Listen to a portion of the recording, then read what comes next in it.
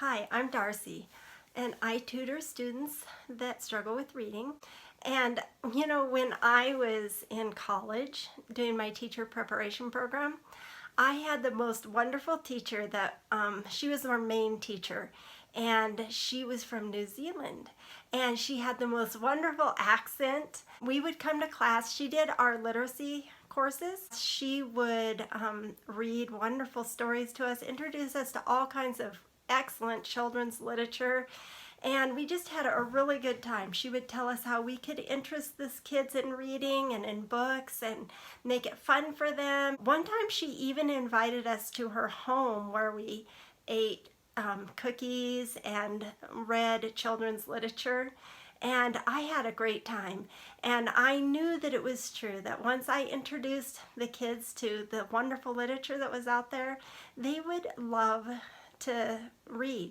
So when I had my own class, I was a kindergarten teacher. I read to my kids a lot, and almost all of my students learned to read. It was great fun. And in fact, when I quit my job to stay home with my own kids, some of the parents of my students, they said, "Oh, we wanted you to be our teacher, the teacher of our younger children." And they hired me to tutor their kids in reading the next year, the kids that I would have taught if I had kept teaching. That was great fun for me. But with my own kids, I did the same types of things. I read to them from the day they came home from the hospital, and we just had a great time. My kids, it was true. They loved to hear stories, and they would sit on our laps and listen to stories for a long time, and they would look at books on their own too. And even as little tiny children, they would turn the pages ever so carefully, and they loved to look at the pictures, and they loved books. But when it came time for actual real reading, that was a struggle. And no matter how much they loved the books and wanted to read, and no matter how much they enjoyed stories, that didn't translate into just being able to read.